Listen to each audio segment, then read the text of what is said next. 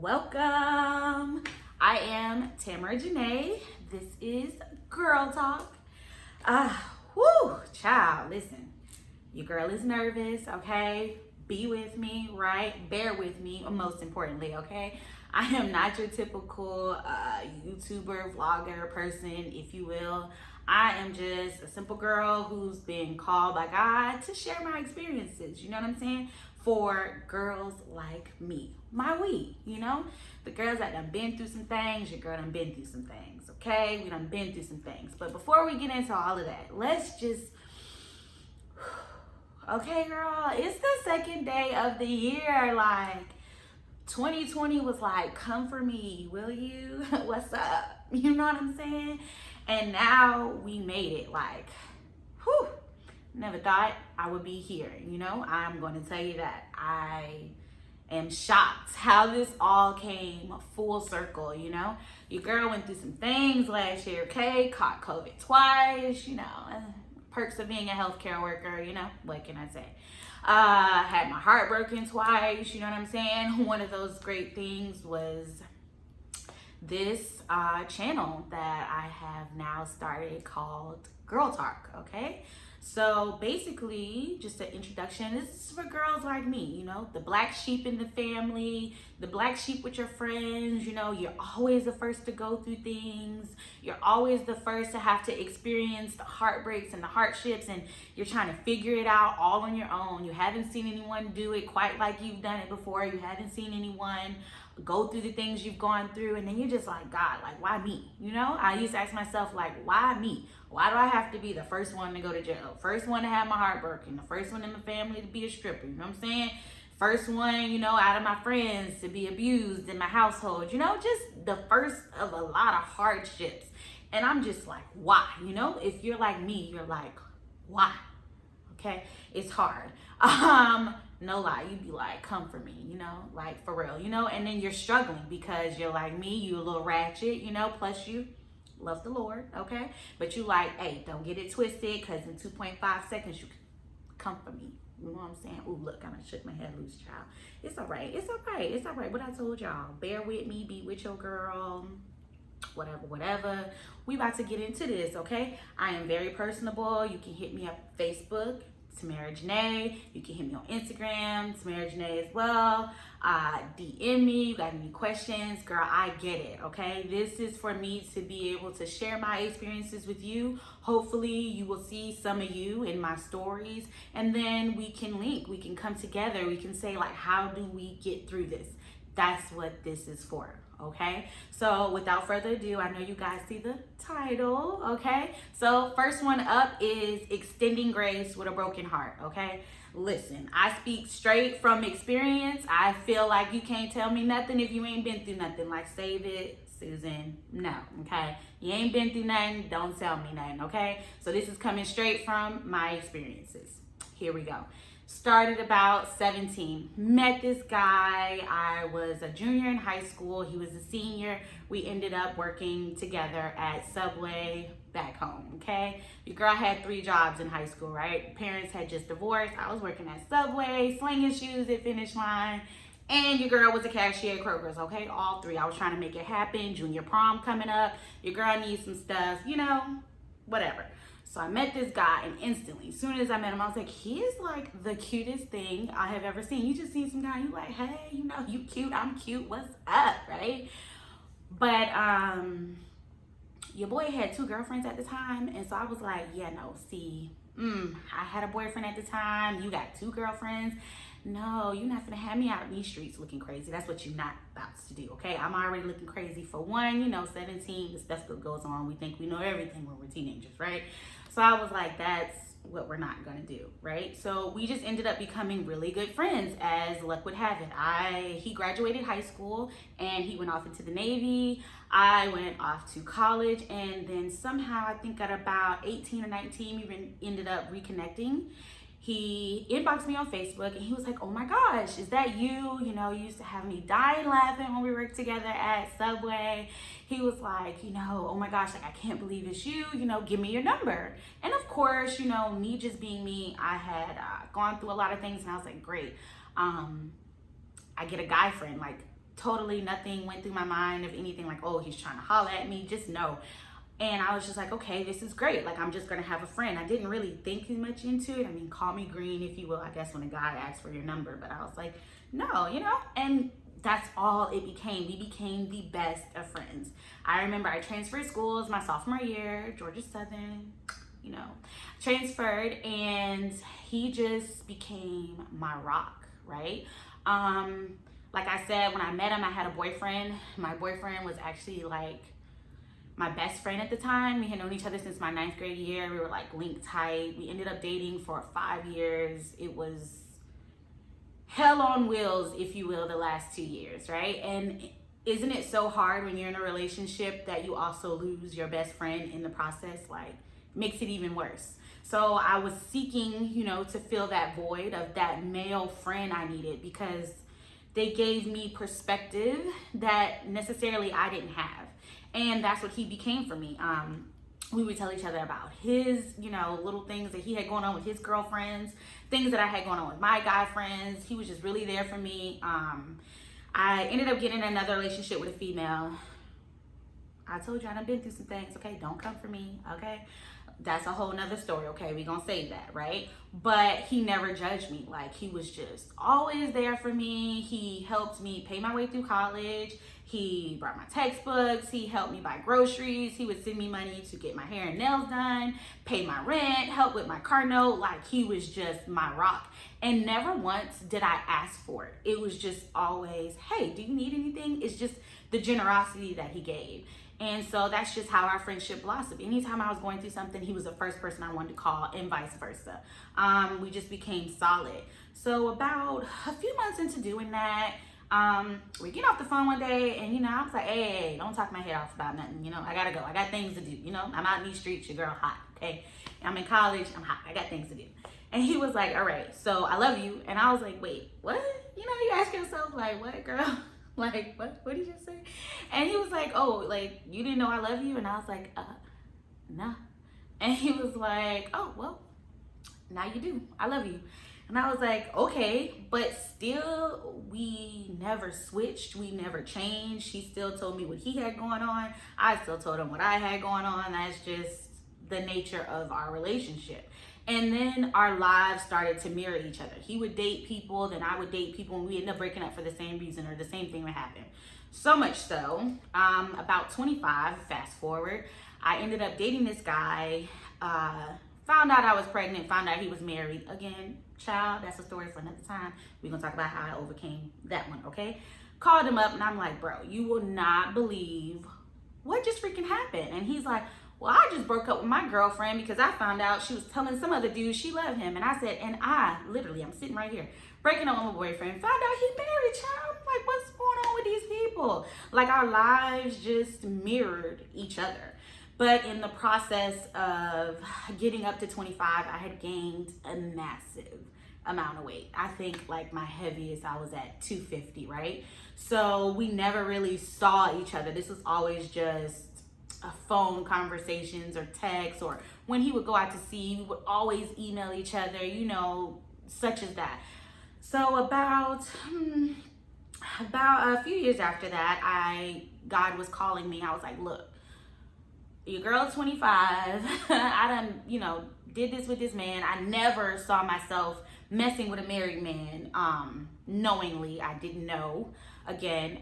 So I was like, we got to do better, God. So I said, I'm going to have to give myself to you completely, because only you can fill this void. I had just done my first Daniel fast and found myself back in this man's bed. I was like, whoo, child, I just cried the whole time. And I was like, look, something got to give. Your girl can't be going to work every day and then just coming home and paying bills. Like, it has to be more to life than just this. And unbeknownst to me, I started to change. And when that change started happening, I didn't really recognize it. Looking back and having hindsight, I just remember that him and I started to fuss a lot. We started to fuss a lot over like simple things, like you didn't call me back and I told you I needed to talk to you, or you didn't text me back, or I didn't like the way you said this thing to me, or just different things we started to fuss about that we never ever fuss. And not just on my part, on his part as well. He'd be like, I don't like when you call me certain things, or bro, or homie. And I'm like, I don't understand what's going on at the time. I was like, this is just crazy. And it kind of progressed like that. It started to happen where I would go a year without talking to him, or a month without talking to him, if I felt like he really, really made me mad. Because like I said, I grew up in a very, very abusive household. So in order for me to get through the day to day, I would shut certain parts of me off. And a part of that was compartmentalizing and creating distance and holding grudges. I felt like, oh, child, you could piss me off today. 3 years later, I still remember how I felt, what time it was, what I was wearing. Like, your Lord is still working on me, okay, with forgiveness. And so I felt like I would just cut him off. I would just cut him off for periods. Like, I've been doing this since I've been a child. Is how I deal with things when I feel like people have wronged me. I just distance myself, right? That just started happening. And no matter what, he would always text me and say, hey, I love you. Hey, I love you. Hey, I'm thinking about you. I know you still mad, you know, whatever, but that doesn't change how I feel about you. I still love you. You still my friend. And at this point, you're no longer a friend. I consider you family, you know? And no matter how big I got, he would always tell me, like, you're so pretty. You're so pretty, Tam. Like, I think you're gorgeous. You know, I wish you thought more of yourself. It's like God allowed me to see who he really was before all of this other stuff transpired, before life would cause him to change and before life would cause me to change. And I didn't see that we were growing apart because God was elevating me. So typically something that happens when you're being elevated is your standards for yourself, and the standards that you hold those around to you, they change, right? Because you're like, no, if we're going to be friends, then I have the standard of this, this, and this. And then when they don't reciprocate, we feel like we've been wronged. When actually what's happening is that they're still in the place that they're in, and now we're growing. And instead of us helping them up, you know, to that place that we're at, either, you know, we trickle back down and now you find yourself back drinking and doing what they're doing because they're not calling you out. They're saying you think you better, you know, just all kind of stuff. But that's what was going on. I was being elevated, and then I was like, we never had these issues before, and that's because he was still here and I didn't know it. I didn't know that that's what was going on. I fell out with my friends, just everything. And then God called me to move from Georgia to Texas. He was like, it's time to go. And I'm like, what? And again, our lives are mirroring, because I'm like, who wants to move to Texas, Lord? I'm a military child, but Texas was never on our radar. Like, I was like, I don't know what I was thinking about Texas, but I was like, that's a no for me. Like, I don't know. And he was like, well, you said that you want to be called. You want to know why you're always the first to go through things. I have to get you away. I have to get you away from all your influences under your family, all the influences of your friends. I have to get you alone and isolated so that I can pour into you with no distractions. And that meant growing apart from him as well. So I moved to Texas. Again, our lives mirrored. He moved off to Hawaii. He was there for a while. I was in Texas. When he first got there and I first got to Texas, I remember telling my friends, like, oh my gosh, like, I think I love him too, you know? Like, I was like, something is going on. Like, I know we haven't talked in a while, but something is just going on. Like, I don't really know. I am starting to have, like, feelings for him. So listening to my friends and not the Lord. The Lord was telling me not to tell him, but my friends was like, just do it. You know, you got them friends, right? So I called him one day and I was like, look, got something to tell you. He was like, what? And I was like, I love you. And he was like, I mean, I know that already. He was like, yeah, I could tell by how you act that you love me. And he was like, and I love you too. And I was like, yeah, like, I don't really think you're following. I'm like, myself's like, like, I don't really think he get it, right? And he didn't. And I was like, no, like, I love you like a man loves a woman, or a woman loves a man. You know what I mean, right? And he was like, no, I get it. I love you like that too. He was like, but us being as close as we are, I need to tell you that, like, I'm still in these streets. It ain't gonna happen, you know? I ain't got it together yet. Let it be what it is. And I was like, well, I'm just gonna give you a day to think about it. You know, us women, we always think like we can change their mind. Like, you know, when they tell you stuff like, I'm not ready for something, you're like, yeah, but it's me, you know? No, if he tell you, just be grateful. Like, because everybody don't get that, right? So I called him back the next day and I was like, hey, so did you think about it? He was like, yeah. I mean, ain't nothing to think about. He was like, I love you too. Our situation is not gonna change. Like, I ain't gonna switch up on you. And he didn't, and I loved it. We didn't miss a beat. We were still friends, but he was just like, it's just not gonna happen. I'm not gonna do you like that. Like, I'm still out here. And I'm not gonna lie, I was hurt. I thought giving him that day would be like, what you mean? You know what I'm saying? Like, come to your senses. And I was so hurt to not understanding, like I said, in hindsight, the gravity of the thing that he was telling me. Like, he's like, look, I care about you too much to put you in these types of situations, right? And I would rather keep you here than to have you in this new spot in my life and then I lose you altogether, because I know I'm not ready for what that would mean. And I was like, this is bullcrap. I don't want that. And I'm seeing you be in these relationships with these other women, and then you're calling me and telling me like how bad it is and the things that they did, and or how you fell short. And I'm like, yeah, cause see, you know how we are. Like, cause see, that wouldn't happen with me, right? Like, nah. Like, you know, that's cause it's her. That's because that's y'all. Like, but it wouldn't be like that with me. And I'm just like, so how much more of this can I take? So I was really starting to get my feelings hurt, and I was lashing out at him like, you're just, you know, how we are. You're just dumb. Like, that's just stupid. Like, why would you do that? Or this, that, and the other. And he was just like, you're not the same. Like, I can't tell you the same things anymore. You're reacting to me differently. Like, I just need my friend. And so, again, that hurt me, and I just did what I did. I just ran. So I stopped talking to him for like maybe like a year and a half, going on 2 years. And he was in this relationship, and I just was like, I don't want to see it. So I blocked him on everything. Just was like, no, just you go your way, I go my way. We just gonna leave this alone. So he was about a year and a half, 2 years went by. And then he hits me up again, and he's like, listen, I really miss you. I love you, and I need you in my life. Like, I need you. And he was like, I just need you to be my friend. I've really missed you. It's hard without you. And I missed him too, you know? So we mended it. We got back friends. And then he started asking me weird questions, because I didn't know that he was about to get stationed in California. And he was like, hey, you ever thought about moving to California? And I was like, no, don't nobody want to move to California. Because now, girl, at this time, your girl was living it up in Texas, right? Like, your girl had done started losing weight. Texas, Houston is popping, okay? It's just my people. My people is all around. You know, I have friends. I'm making money. I live in a dope apartment. You know what I'm saying? Like, Texas for me, like, I was like, okay, like, I'm popping. Like, no, don't nobody want to move to California. That's never even been on my radar. Like, if I'm gonna leave Texas, it's gonna be to go to New York or something. Like, don't nobody. And he was like, are you crazy or something? Like, I've never heard anyone say they want to move to California. I was like, well, it's a first for everything, and that's just where I'm at with it. No means no, okay? And I didn't know what he was asking, because again, I didn't know he was about to move to California, right? Okay. So he moves, ends up moving to California, and then we're still kind of talking every now and again.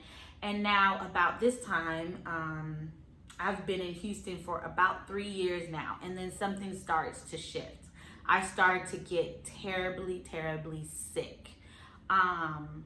So sick to where, I mean, it's affecting my day-to-day. Like, it's hard for me to go up and down the stairs to the garage to get my car. I had to have them move it down to the lower level because I was so winded. And I was like, I mean, I know your girl's still a little chunky, you know, but I've been working on it. Like, is it because of that? I'm throwing up all the time. My menstrual cycles are lasting like 3 to 4 weeks, and then it'll go off for like a day or two, and then it will come back. And then I was just like, what is going on? So one day it all came to a head. I was taking a shower, and I literally felt like I was dying. Like, again, I'm a healthcare worker, so I was like, is this like a heart attack? Like, I know the signs of a heart attack, right? Like, my shoulder blades are hurting, I'm short of breath, I'm sweating, and I'm in the shower. So I'm like, something is going on. I couldn't even lift my leg to get out of the shower. So I had to crawl out of the shower. I call my friend. I'm like, girl, you gotta take me to the hospital because I'm having a heart attack, like literally. So she rushes over, she takes me, to the hospital. I know what y'all thinking, like, girl, why you ain't dial 911? Didn't I say I was a healthcare worker? Y'all ain't finna stick me with that bill in case I ain't having a heart attack. That's what you're not about to do, okay? Let me just insert that, right? Anyways, get to the hospital. I'm not having a heart attack, but I'm severely anemic. Come to find out, I have been bleeding so much during my menstrual cycles, with them lasting so long, and I've been in so much pain that I'm actually bleeding out almost a liter every time because it's lasting a month long. So now it's affecting my job because it's hard for me to wake up in the morning. I'm not eating. I lost my appetite. And by not eating, I mean I would go almost a week without eating. Like I would have maybe a little bit of crackers and a ginger ale for the day. It got to the point where it was so hard for me to chew. Like if I had a choice between chewing and going to sleep, I'm going to sleep, okay? I just won't eat because I don't have time to prepare the food, or just even chewing it and swallowing it was a lot for me. And I ended up getting all the way down to a 4. So 7 is critical for women with anemia. I was at a 4. And in the midst of all this, I have him. And he's telling me I love you, I'm trying to be good to you, and he's like, you just keep pushing me away. You just keep being mean to me. You just saying all kind of things out of your mouth. And it's like, how do I tell this man? How do I tell this man who's saying all these wonderful things to me? I wanted this 3 years ago. I still want it now, but I'm not who you think I am, right? Because again, it's been years since we've been able to see each other. We've just always talked over the phone or sent little videos, just things like that, right?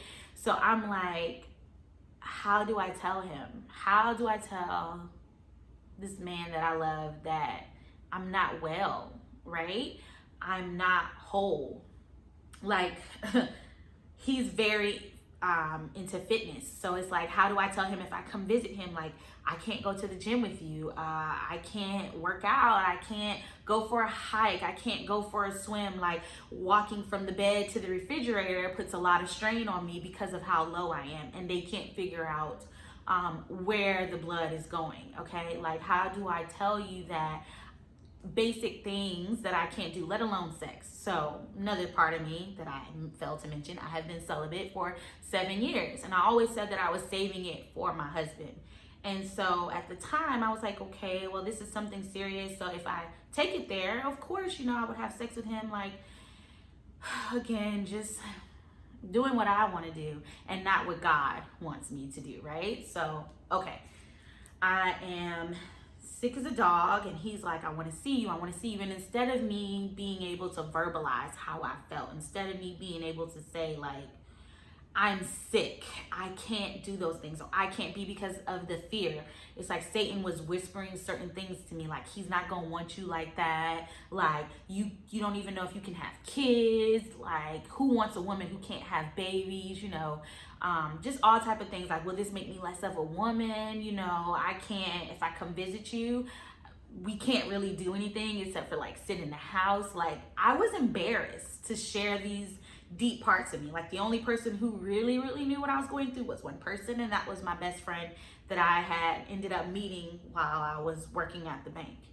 So we just got to the point where we were just arguing all the time. And it was because I wouldn't be transparent. I wouldn't say that I'm struggling in these areas, and I don't think that I can be the woman that you want me to be. I don't think that, how we have this ideal perfect man in our head, that's what he was for me. And it's I can't be what I feel like you deserve. I can't give you that. I'm flawed. I'm damaged. I felt like less than a woman, right? So this was going on from January to maybe May. In June, I had my first vaginal surgery, and it was oh, you're gonna get better, you're gonna be happy, you're gonna be able to do all these things. And I'm like, yes, okay, I can go be with my man, I can go visit him. My doctor's and then we can start getting you on having babies. And I'm like, girl, how many times I got to tell you, no ring, no thing, okay, that's just that, but doctors are doctors, God is God, right? They're not the same. So I was like, okay, but something happened. I had this surgery and nothing changed, right? Because I ended up having these fibroids inside of me. Nothing changed. If anything, I felt worse. So now I'm really struggling. So now the enemy is like talking to me heavy. He's like, look what you thought. You thought that you was gonna go off and be with this man. You thought that you was gonna be able to have babies. Like, you think all this stuff? No, you're not. You still can't have no kids. You're still fat. You're still struggling. You still can't walk to the refrigerator without getting short of breath. You still can't even bend over and like count your till at the bank because you're so deprived of oxygen in the blood in your body. And so it's just getting rough. Now at this point, maybe I've had like 10 blood transfusions. And if you know anything about blood transfusions, you don't get to sleep, okay? You got the nurse at your bedside staring down your throat to make sure that you're not having a reaction to the blood and that you're not developing any blood clots as the blood go into you. And now at this point, I'm getting like 2 bags at a time. Plus in between there, I'm having iron transfusions. So it was just a lot going on, okay? I was on like 10 different medications. 1 for the bleeding, 1 for the headache, 1 for the pain, 1 for the nausea, 1 iron pill. I had appetite pills to get me to eat because again, I still wasn't eating. And I'm like, look, something gotta give, okay? I don't know what Satan is keeping me from, but something gotta give. And I was like, I just need out of here. So me and my friend, we went on a trip to Panama, right? Went on a trip, we had a good little time, but again, I still really couldn't do anything after this surgery. So then I remember I had posted this video. I told you I'm a little ratchet. Lord he working, you know, I'm a little bit more refined, but he's still working, whatever. So I remember posting this like twerking video, or whatever on Snapchat, right? And so a few weeks passed by and he calls me on the phone and he's like, hey, who took this picture or this video of you twerking like this? And I was like, what do you want? And he was like, I mean, who did it? And I was like, well, you're not my man, so don't call me charging me up. And he was like, well, you know what? You're right. I'm not your man. He was like, you know what? I don't even care. And I was like, but you do care? Because, you know, your girl kind of, you know, she a little bit popping or whatever. So if you didn't care, you wouldn't have brought it up. And he was like, you know what? You're right. I do care. And so at the time, I was kind of like, I had something on him too. So it's this girl I went to high school with, and we're friends on social media. And I saw that he had posted something underneath her picture. And I was like, how do you know her?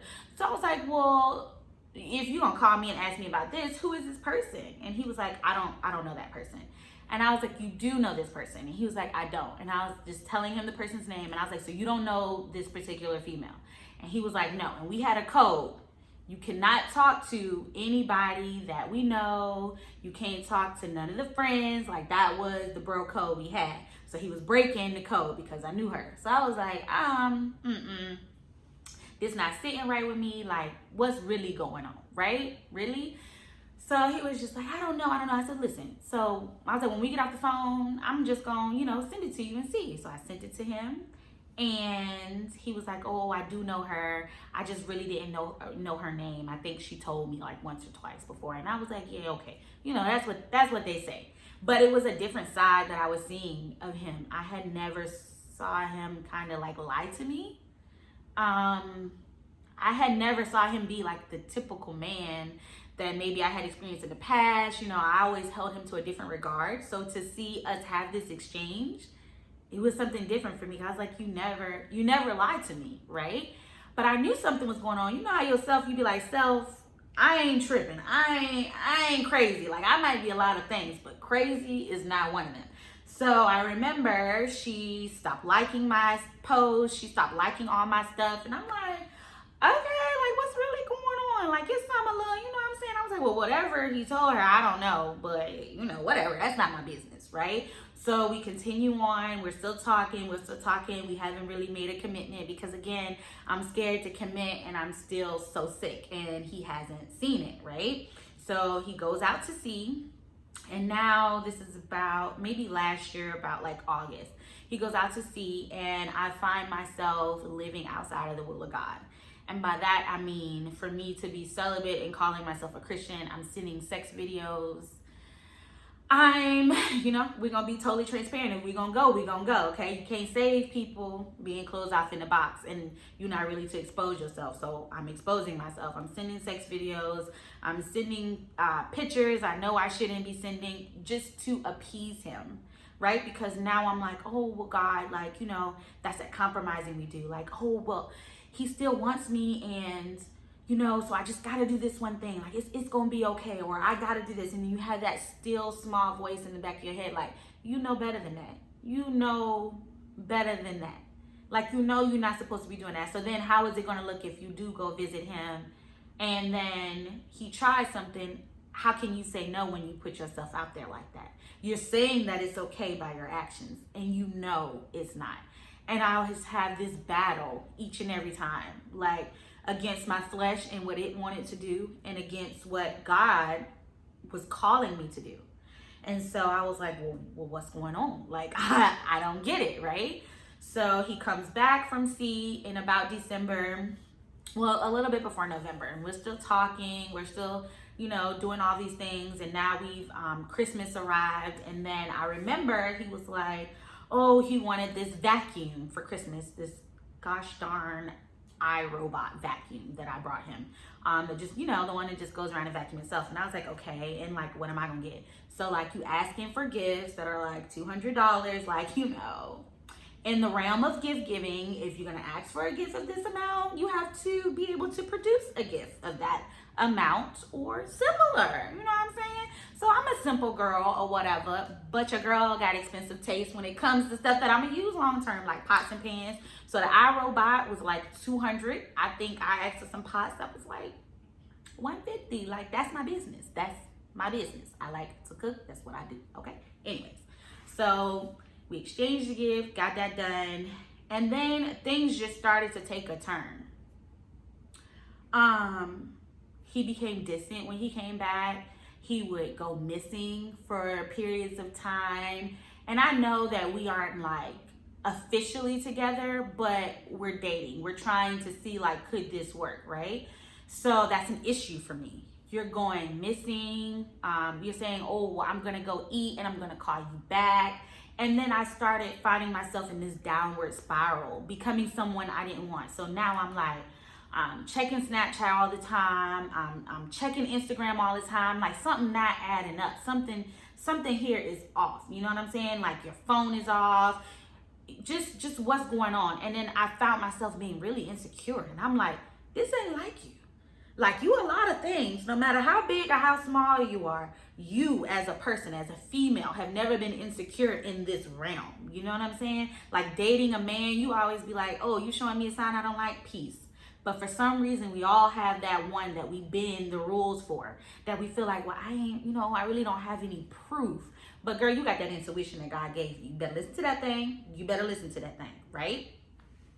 So fast forward, all this is going on. I remember I'm calling my friends and I'm like, girl, something is going on. Like, maybe check the page, like, see, what's going on? Like, I know he's lying to me. I know he's cheating. I know he's doing all things. Like, why won't he just tell me? We're just technically still friends. Like, just say it. Like, stop making me feel like I'm crazy, and then stop talking to me like I'm the only one. You know, you're calling me your wife. You asked me to marry you 3 times. You know, you're asking me like when I'm gonna give you children. Like, we're talking about some really heavy stuff, and you know me now. At this point, it's been what, maybe 15 years, 16 years. You know me. So it's like you're using the things that I want against me. Or you're trying to say, like, I want those same things, and you know that right now you don't. And it got to the point where I would say, where is that man? Where is my best friend? Where is the man that would tell me, like, you want these things, but I'm not ready for it? That's the friend that I always knew. The one that kept it like 100, no matter if you liked it or not, but it was for your good, right? That was gone. And I had him on such a pedestal that God was like, look, come on, girl, because you're doing the most right now. This ain't you. This not you. Now, you wanted it. I was showing you what it is. So you show you really want that? So come on. I'm gonna have to put this to an end because it's not like you. I got things I need you to do. I got women I need you to touch. I have things that I need you to do. And now you have taken this relationship and you've made it an idol. You've placed it higher than me. Before you do anything, you used to check with me first. And now you check with him. He is not your God, I am. So come on. I'm gonna have to put it into this. So it was around Valentine's Day. He sent me this picture of like a jacket he really wanted. And again, he helped me out. You know, I helped him out. We brought each other gifts. It was nothing. So he said this jacket he really wanted at the mall from Zara. So he takes a picture. He's like, I'm gonna take a picture and send it to you. But when he sends it to me, you know, us girls, we can work for the FBI, right? Because I was like, zoom in. And then it was a live photo, right? So I could hear the girl talking in the background. I could hear him talking back to her. And I could see a Bath and Body Works bag in his hand. And I'm like, that's a big old bag. The weight of it looked a little bit like candles. It's something heavy in there. Like, your girl used to be a Bath and Body Works connoisseur. Like, I know the sizes of the bag. You know, we know, right? So I'm like, who were you at Bath and Body Works with, for one? And who you was in Zara with? And now I can hear the girl. I see the gift you done got her. Like, oh Lord, you stressing me out. Like, you stressing me out for no reason. So we got into this big old blowout and we stopped talking. He blocked me on everything. And I was like, I'm done. I'm just done. At this point, I said, I'm completely done. Like, I'm tired of calling you. I'm tired of being there for you. I'm tired of you making me feel like I'm crazy for thinking the thoughts that I'm saying. I'm just tired. And so God was like, come on, end this. So he ended it because I wasn't strong enough to do it. I'm gonna be real. I wasn't strong enough to walk away when he was telling me all these times to walk away. So when he did block me and do all these things, I was like, I had no choice, right? So sometimes we don't listen to what God is calling us to do. So he snatches it and he puts it into it. He said, well, since you're not strong enough to do it, I'm gonna do it for you. So I said, well, I'm done. I had no more tears left to cry. I thought I would feel different walking away from my best friend for all these years. And I didn't. I felt peace.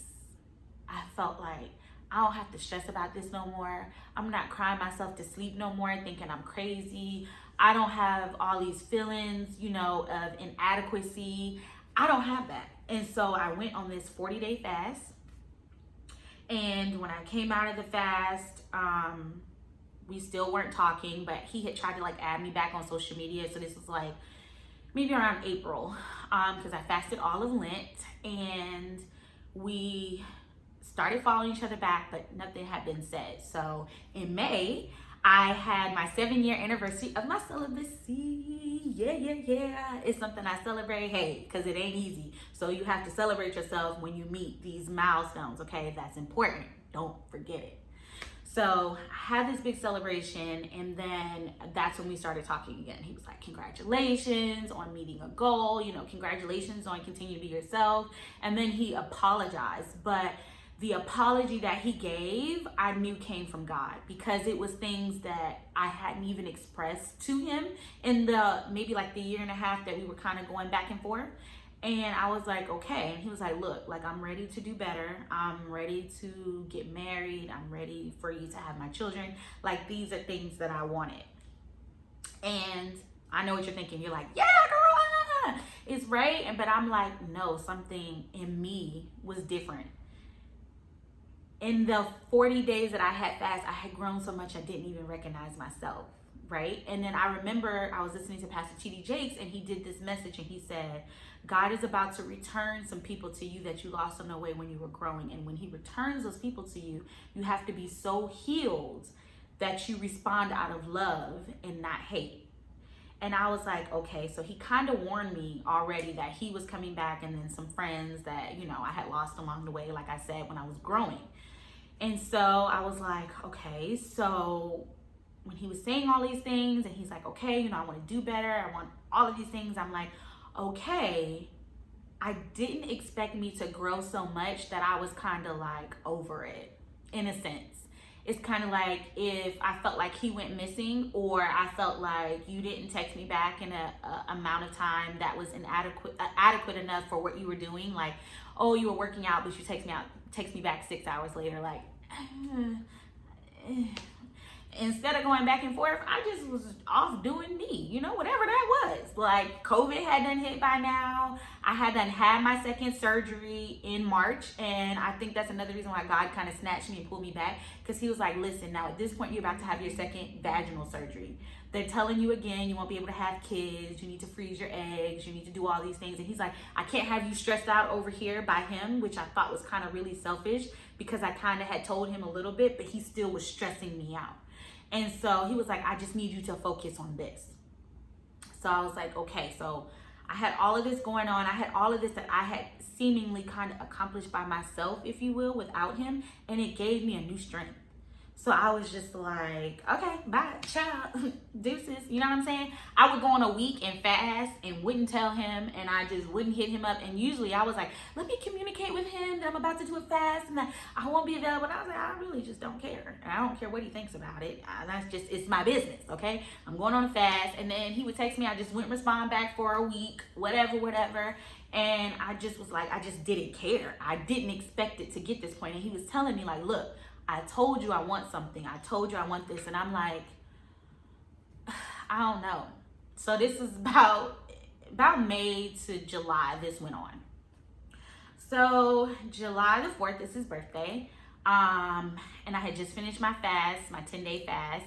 And God was like, okay, you know, it's time or whatever. So I'm on Instagram and I'm scrolling. And again, I see the girl that he says he hasn't really talked to and he don't really know her, because that was a question I asked him back in May. And he was like, no, I don't even talk to her. Like, I don't know. So she posed this thing telling him happy birthday and I will see you in August. So now I'm like, no, I don't feel bad for not caring as much. You know what I'm saying? Because now I see, right? I see. So I'm like, God, I'm about to fire this man up. Like, I'm about to, like, who you think, you know? And he was like, chill. Like, when I'm telling you, God grew me so much because my mouth used to be so slick. And he was like, just chill. And I was like, no, God, like, he told me he didn't know her. She just posted this thing saying that she's going to, not only that she knows him, but now she's coming to see him because she doesn't stay in the state. She stays in Georgia. And so I was like, no, like, I can put him to shame. You know what I'm saying? He's asking me to marry him. He's asking me, you know, all these things. Like, no, I'm going to, you know, and God's like, no, you got to grow. You gotta stop reacting out of your flesh.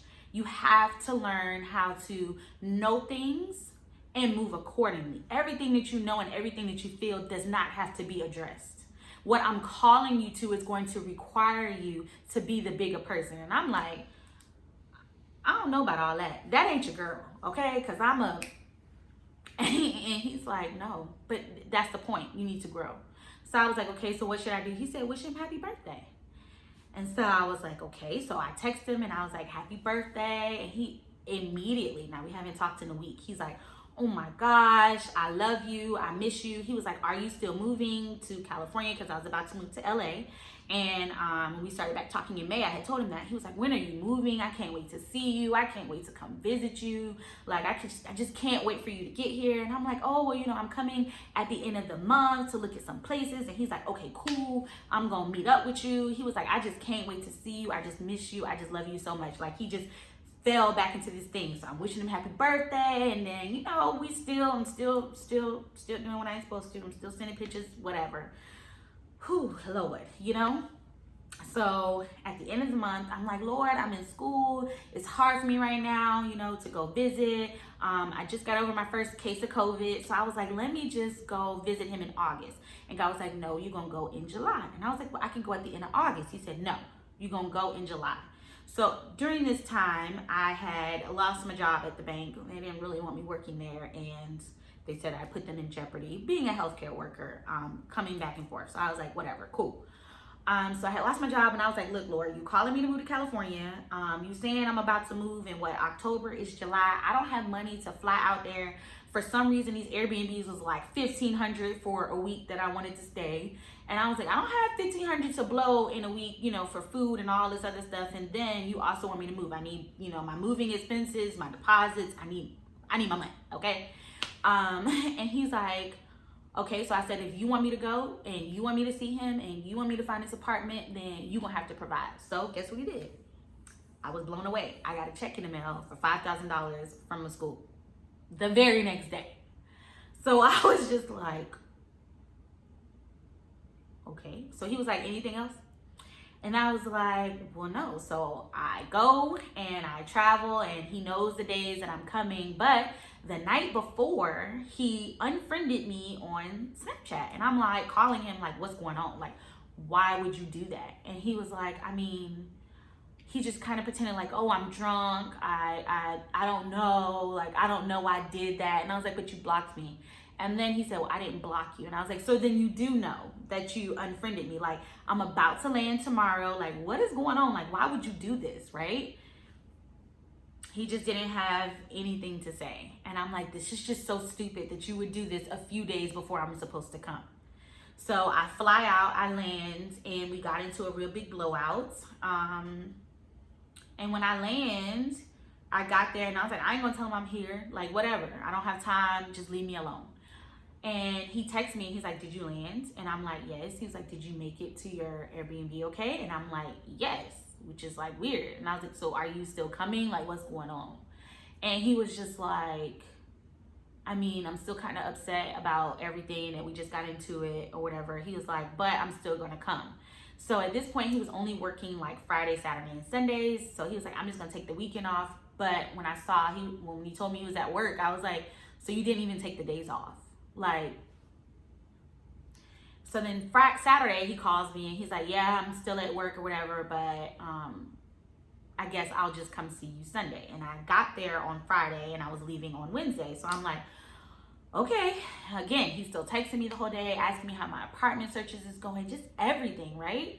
And then Sunday, he was like, he was having car trouble or whatever like that, but he was going to get off early, go get his car, and drive the 2 hours from where he was to LA to see me. Sunday, we talked the whole day, everything, texting, still sending pictures, nothing, never came, right? So he was like, I'm so sorry, Tam. He wasn't finished with my car. He was like, but he's finished with my car on Monday. I'm going to come see you, you know, just everything like that, right? So I'm like, okay, good. He's gonna come see me. He was like, yeah, the shop opens at 9 o'clock. And so by this time, I'm like, you done stood me up on Friday. You stood me up on Saturday. You're not coming, right? So I was like, whatever. I'm just not gonna hear anything from him Monday, I guess, you know. So, but to my surprise, like at 8:58, he texts me and he's like, listen, I'm about to call my mechanic. I'm about to get my car. So I'm like, okay, God, like maybe, right? And then I go look at some apartments before he gets here. It's gonna take 2 hours. So I'm like, okay, whatever. And then he's still texting me or whatever like that. But then I stopped hearing from him as it got later in the day. So I'm like myself, and I'm like, look, I ain't no dummy. Like mechanics, first of all, it's Monday. They're not gonna be open like past 5 o'clock, 6 if you lucky, right? So I'm like, I still haven't heard from him after lunchtime. Like something is up. Like you were supposed to go get your car in the morning and come. You told me you had already packed and you had cleaned. So I'm like, what is going on? He hits me up at like 5:45 because I was like, what I told you, your girl ain't done. So he was like, oh, my car is not finished, you know, whatever, you know, but I'm gonna come tomorrow, you know, no worries. And I'm like, okay, so then tomorrow's Tuesday. I leave Wednesday, so we're not gonna have that much time together. I wanted us to have a week together because we're still trying to figure out like, is this something that we want, you know, like in the flesh.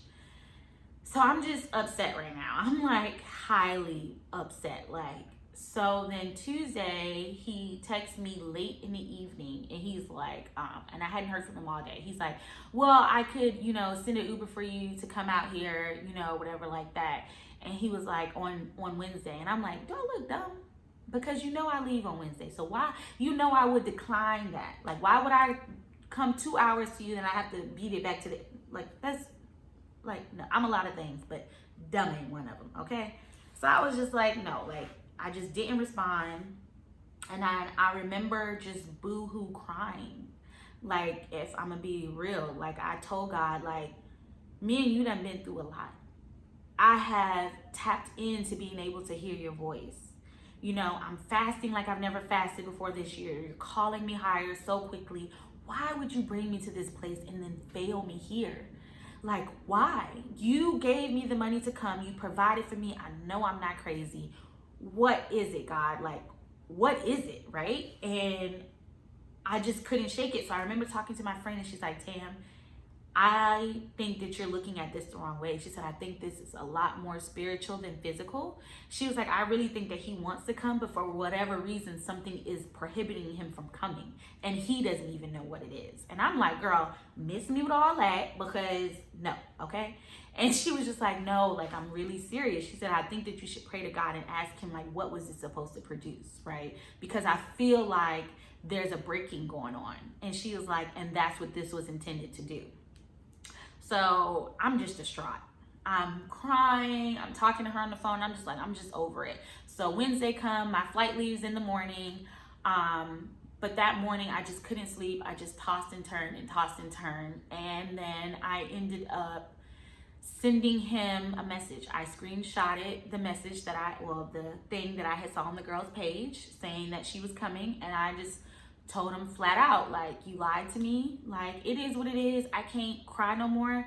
I'm tired of going back and forth. Like this time it's like, fool me once, shame on me, shame on you, fool me twice, shame on me. Like, I'm done. Like, I'm done, right? I'm completely done. So I'm getting ready to get on my flight. I'm downloading some messages by TD Jakes so that I can listen to it. And I'm like, this is just gonna be what I need, something to minister to my soul. I'm dead asleep. I'm listening to Pastor TD Jakes, and then a sermon by Sarah starts to play, right? And I'm like, if you know anything about airplanes and phones, my phone is on airplane mode. Typically, it only plays what you have downloaded. But God. Start listening to this message she has, and she's talking about how God sent Paul somewhere and how, he was in jail. He found himself in jail. And I remember waking up and she said, have you ever felt like God sent you somewhere and it's not working out how you planned it? I'm like, yeah, girl, tell your girl what's good. Because he sent me here and now I'm, all this, right? So it just ministered to me. She said, it's a reason, like it's a purpose behind it, right? So I get home, and this was the end of July that I went. I get home, I started to feel a little ill, but I'm like, I don't know what it is. And so I land and I get home and stuff, and I start a little bit of coughing, COVID, right? It would happen. I got it again. And so I'm doing all that, and God's like, okay, I want you to do another fast, but this time I want 60 days. So I did it all of August, all of September. And then in the meantime, he was calling me from different numbers. He, like just random numbers trying to get in touch with me. And I was like, God, I don't want to talk to him. Like at this point, I'm like done. Like your girl is throwing this relationship in the fire as a sacrifice. Like I'm done. We good. I'm good. It's good. I don't want it. And then I told myself, I remember I said, God, if I can love this man this much, I can only imagine how much I will love the one that you actually sent for me. Because apparently I don't know jack diddly squat, right? And I only want what you want for me. At this point, I'm done. Like I'm tired of living outside your will, hurting myself, right? And he was like, no, I sent you and I'm going to show you. So it's about the middle of August. He told me to text him, and he was like, text him and tell him like, you hope he's doing well. And I said, no, I ain't making the first move. That's not what I'm doing.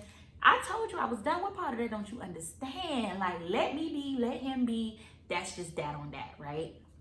He said, no, like, just text him. So I texted him and told him that, and he texted me back, and he was like, you as well.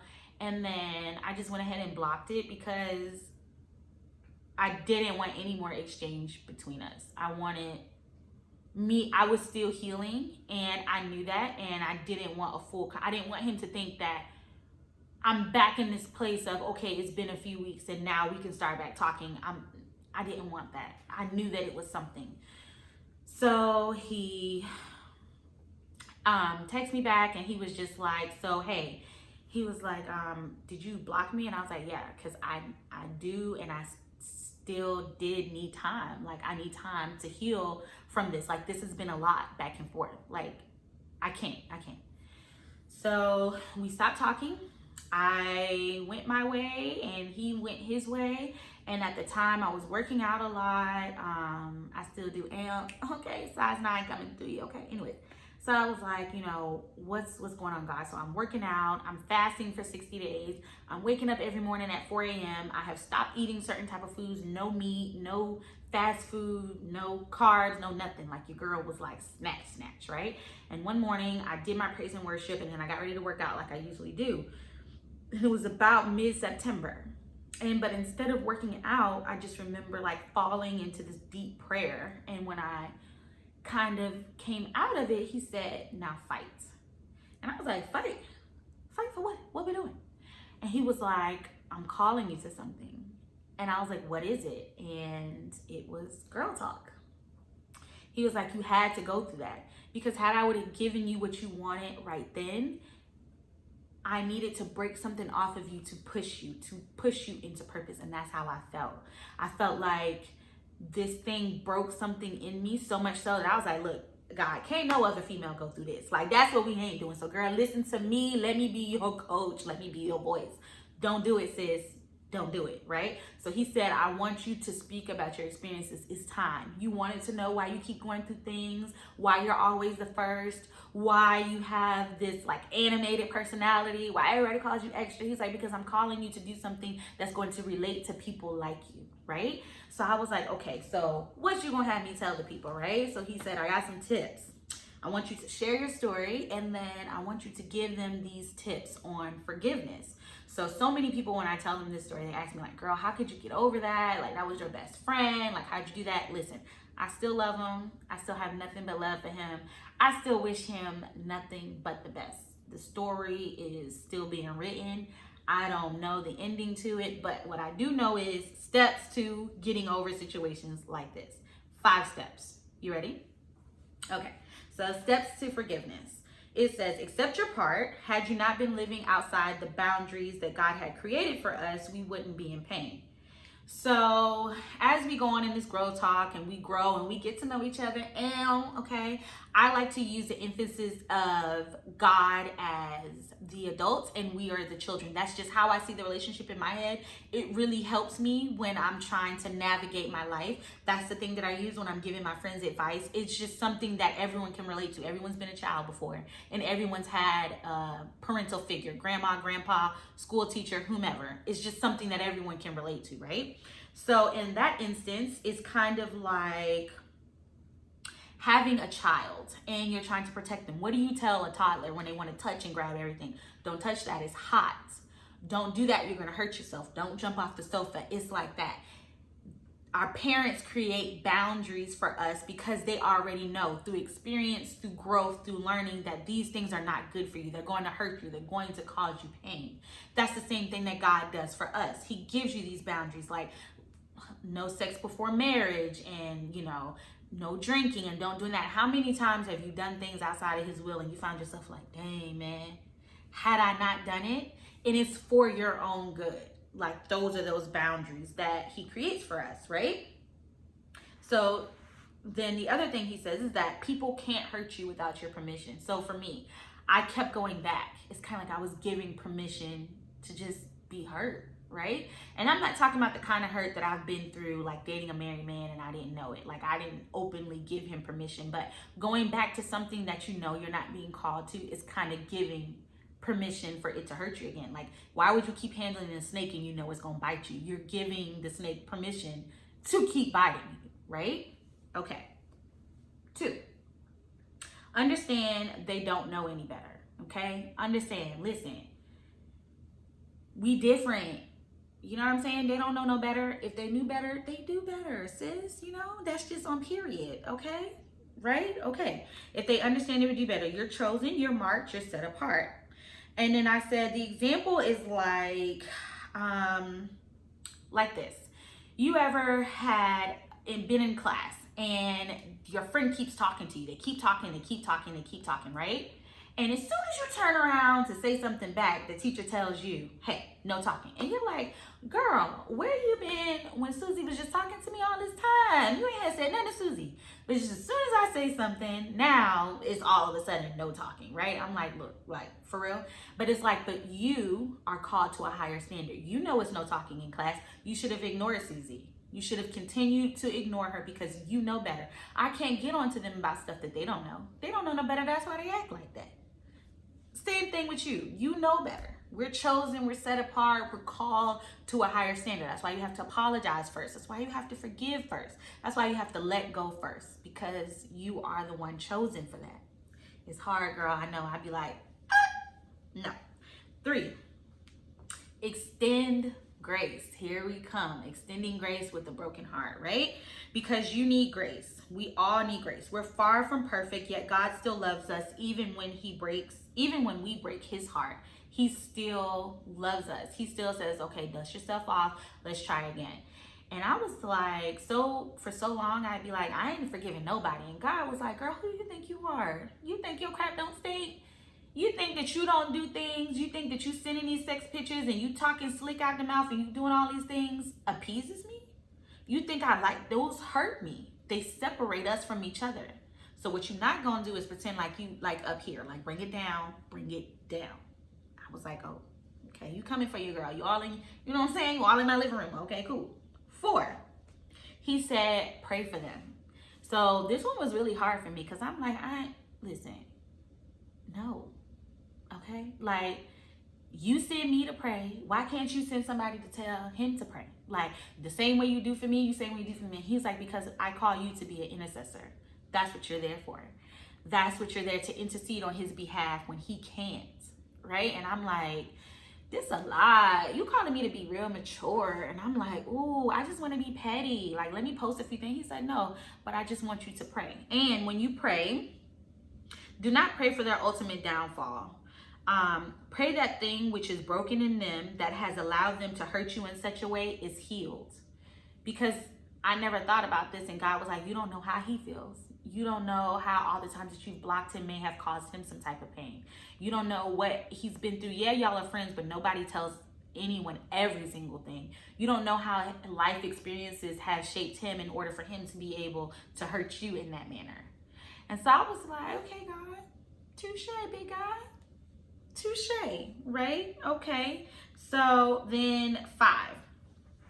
This was the major one. It's seek not vengeance.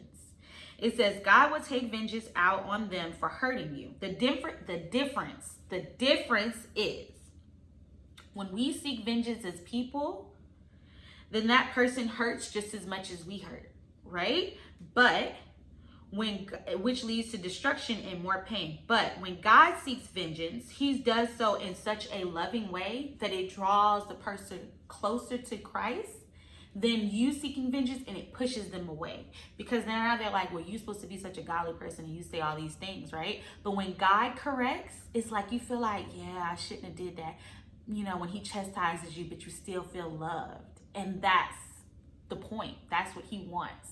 That's what he wants us to do, to feel loved, to extend these graces to people. So girl, I know it hurts. I know we stumble, you know, I know that we go through it, but listen, you got me. I'm here to advocate on your behalf, you know, from God. I can intercede. What's up? You got me, you know? So we're going to do better. We're going to heal.